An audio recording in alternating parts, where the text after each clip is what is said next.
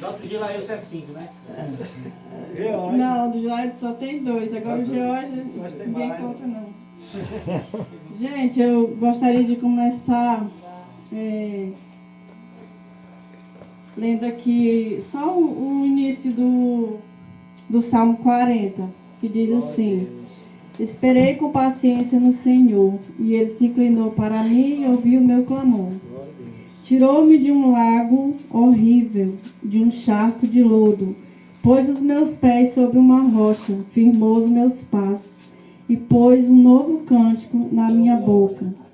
Um hino ao nosso Deus. Muitos o verão e temerão e confiarão no Senhor. Só até aqui. Gente, nosso testemunho é forte, mas é também muito grande. Eu vou só resumir aqui algumas coisas, né? Que a gente atropelou todas as coisas, né? A gente não, quando a gente pensou em casar, foi só eu e ele. A gente não pensou em Deus. Não, Deus não estava no meio nessa época. Não conhecia. A gente casou porque, aliás, eu sei por quê. Eu gostava muito de festa. Era louca por festa. Só que o meu pai não deixava eu ir para as festas.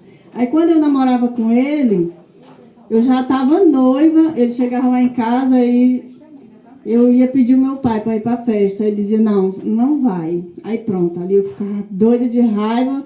Aí ele ia só. Ele ia só para a festa.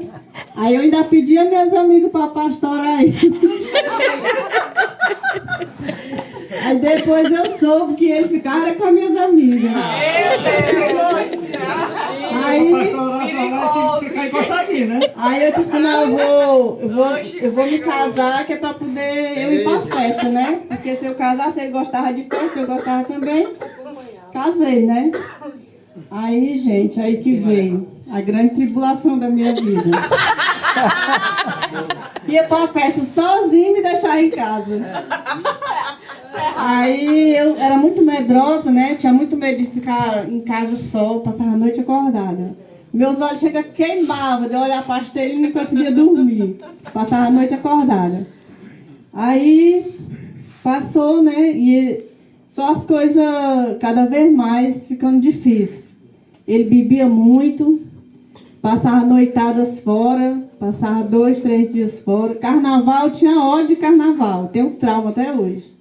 Porque ele saía e não voltava tão cedo. Uma vez ele saiu para Baturité, para a feira, de madrugada, né, no sábado. Aí ele foi com forró até na casa do teu avô, Sara. Quando chegou lá, ele estava só de bermuda, aí o senhorzinho lá não deixava entrar de bermuda. Ele arranjou uma calça lá, acho que até do seu Manuel Alexandre.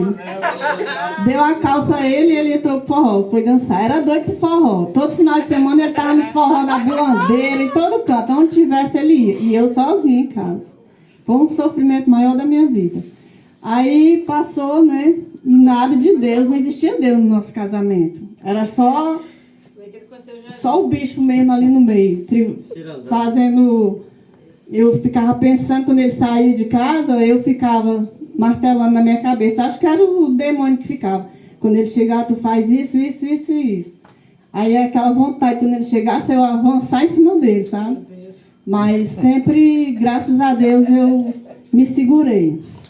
Então, isso tudo é para dizer que se a gente não pedir direção a Deus da nossa vida, nada dá certo. Então, aí quando passou muito tempo, a gente ia para a igreja católica, né? Aí de domingo ele ia para a igreja comigo, de manhã. Aí quando chegava em casa, ia para os bar beber. Chegava em casa no outro dia. Aí eu disse assim, ai meu Deus, queria tanto ser crente, queria tanto ir para a igreja dos crentes, porque na igreja dos crentes o pessoal vive tão bem, não tem essas coisas, não tem bebida. Aí eu achava que era mil maravilha a vida de crente, né?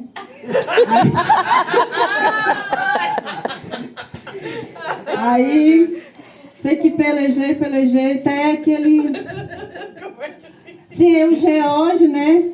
O George, primeiro foi o meu filho que mora em Santa Catarina. Foi ser crente. Aí disse, mãe, a mãe não queria ir na igreja dos crentes, não, mãe. Eu queria tanto que a mãe fosse para a igreja dos crentes, mãe. Eu aprendi tanta coisa lá. Aí eu dizia, não, Israel, eu não vou, não, porque... Aí como é que eu vou abandonar Nossa Senhora? Aí, só pensar em Nossa Senhora, né? Que eu era muito devota de Nossa Senhora. Aí, assim mesmo, o George começou a me dar trabalho, né? Aí eram os dois. Os dois saíam para beber junto. Às vezes o Chico estava em casa, o George ligava, pai, vem para cá, eu estou aqui. Aí ficavam os dois bebendo junto. Aí o George começou, se envolveu com droga. Aí pronto, aí foi o fim, né? Foi a gota d'água da minha vida. Eu sei que o sofrimento foi grande. Aí ele foi embora para Santa Catarina, aí lá foi para a igreja. Foi para a igreja, aí quando voltou, disse, mãe, inventou de voltar, né? Para cá. Aí, mãe, quando chegar aí, nós vamos para a igreja. E eu morto de iludida, né? Aí, graças a Deus que o Joel vai para a igreja, né? Vai deixar de dar trabalho. Aí, quando chegou, ele que me levou para a igreja.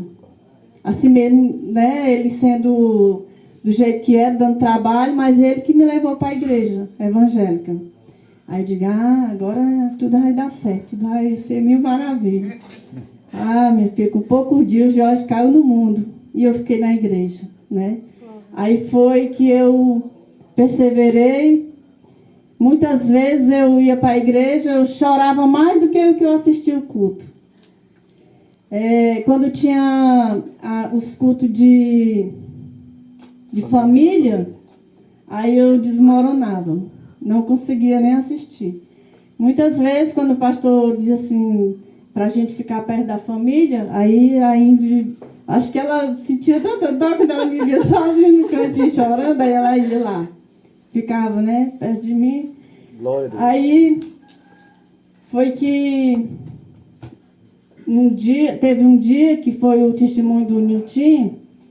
Aí nesse dia eu não consegui ficar na igreja. Mas eu chorava tanto que eu digo, Chico, pelo amor de Deus, eu vou sair daqui, não aguento mais não.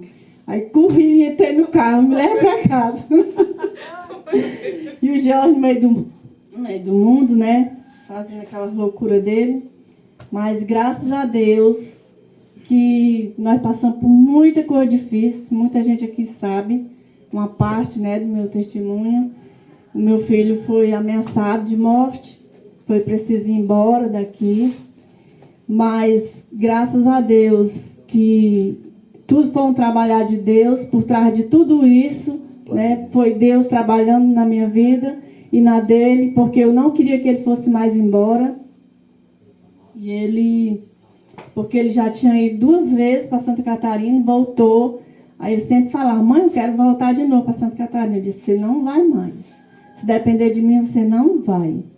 Aí aconteceu essas coisas, ele teve que ir. Mas tudo isso foi Deus trabalhando na vida dele. Glória a Deus. Graças a Deus, lá ele está bem, está trabalhando, está sustentando a família dele, né? Aleluia. E eu estou por aqui, pelejando, né? Estou orando.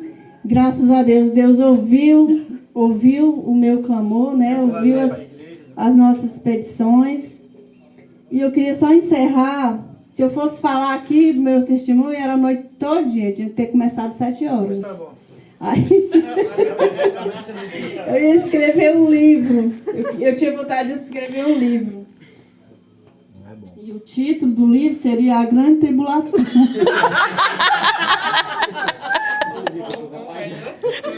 A grande tribulação que foi superada. Pois é. Para encerrar, né, eu vou só ler aqui uma parte aqui do Salmo 126, que diz assim: quando o Senhor trouxe do cativeiro os que voltavam a Sião, estávamos como os que sonham. Então a nossa boca se encheu de riso e a nossa língua de cânticos. Aleluia. Então se dizia entre as nações, grandes coisas fez o Senhor a estes. Aleluia. Então, grandes coisas fez o Senhor na nossa vida. Aleluia. E aqui também fala, faze-nos regressar outra vez do cativeiro, Senhor, como as correntes do sul. Os que semeiam em lágrimas cegarão com alegria. Aquele que leva a preciosa semente andando e chorando voltará, sem dúvida, com alegria, trazendo consigo os seus molhos. Então, a gente plantou, né, muitas sementes com muitas lágrimas, mas agora nós estamos colhendo, né, as sementes.